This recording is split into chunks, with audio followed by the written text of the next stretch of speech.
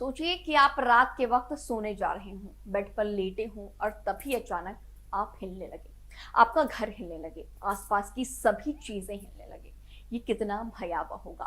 मंगलवार रात दिल्ली एनसीआर के लोगों ने इसी डर को, इसी भय को महसूस किया। भूकंप के झटके, ये झटके दिल्ली के साथ साथ उत्तराखंड, पंजाब में भी महसूस किए गए। हालांकि भूकंप से किसी तरह के नुकसान की कोई सूचना नहीं मिली, लेकिन भूकंप से लगातार क्यों कांप रहा है दिल्ली एनसीआर, चलिए आज आपको विस्तार से बताते हैं। नमस्कार, इंडिया न्यूज देख रहे हैं आप, मैं गरिमा श्रीवास्तव आपके साथ। अफगानिस्तान के हिंदू कुश से लेकर तिब्बत के पठार और नेपाल के हिमालय तक हर साल हजारों भूकंप आएंगे। इसे ना तो कोई रोक सकता है, ना ही इससे बचा जा सकता है। बस एक ही तरीका है कि हमें पहले जानकारी मिल जाए। लेकिन शायद इससे भी कोई फायदा नहीं होगा, क्योंकि हमारी जमीन लगातार यूरोप और चीन को धक्का दे रही है। अब जिस दिन यूरोप या चीन की जमीन ने वापस से रिएक्ट किया, तो यहाँ बड़ी आपदा आएगी। ये भूकंप इसलिए आ रहे हैं क्योंकि भारतीय टेक्टोनिक प्लेट लगातार यूरेशियन और तिब्बतन प्लेट को दबा रही है। अब दो चीजें जब आपस में मिलती हैं या फिर टकराती हैं, तो नुकसान होता ही है। ये सब कुछ धरती की ऊपरी परत के ठीक नीचे हो रहा है।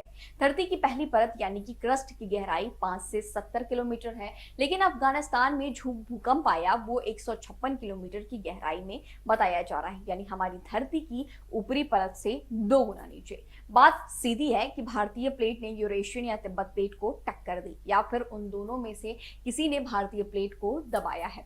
पूरे यूरोप और एशिया में सबसे ज्यादा फॉल्ट लाइंस हिमालय और हिंदू कुश में हैं, जो बेहद संवेदनशील हैं।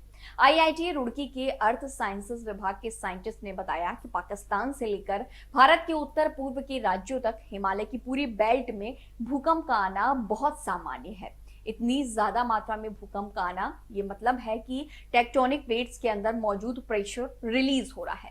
हाल ही में एक नया नक्शा जारी हुआ, जिसमें भारत के ऊपर हिमालय के इलाके में हजारों फॉल्ट लाइंस है। इन फॉल्ट लाइंस में होने वाली हल्की हलचल भी भारतीय प्रायद्वीप को हिला देती है। आप इसे ऐसे समझें, अगर मैं लगातार आपको धक्का दे रही हूं, पर आपके पीछे एक दीवार है जो आपको पीछे जाने नहीं दे रहा।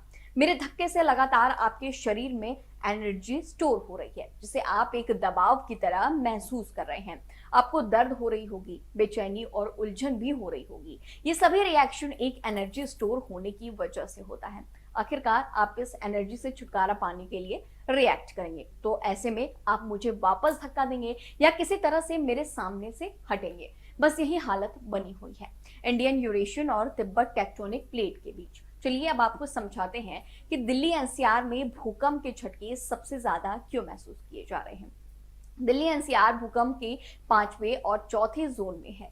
यहाँ के लोगों को सतर्क रहने की जरूरत है, क्योंकि हम भूकंप को न रोक सकते हैं, न टाल सकते हैं। इसीलिए जरूरी है कि दिल्ली एनसीआर सहित पूरे देश में भूकंप से संबंधित अर्ली वार्निंग सिस्टम लगाई जाए। पाकिस्तान के हिंदू कुश में भूकंप आता है तो हमें 5 मिनट बाद पता चल जाता है कि भूकंप आया है, यानी एक लहर आती है। चलिए आपको अर्ली वार्निंग भी समझाते हैं। अगर हमारे पास एक सिग्नल आता है कि भूकंप आ गया, इस इलाके को ये इतनी देर में हिला देगा, तो इसे कहते हैं अर्ली वार्निंग। हम इसके जरिए लोगों को बचा सकते हैं। उत्तराखंड में हमने पहला ऐसा सिस्टम लॉन्च किया है। सरकार ऐसा सिस्टम लगाने का प्रयास पूरी तरह से कर रही है। ऐसी तमाम जानकारियां, आगे तमाम रिपोर्ट्स, भूकंप से जुड़ी तमाम खबरें हम आप सभी तक लगातार पहुंचाते रहेंगे। इंडिया न्यूज के साथ धन्यवाद।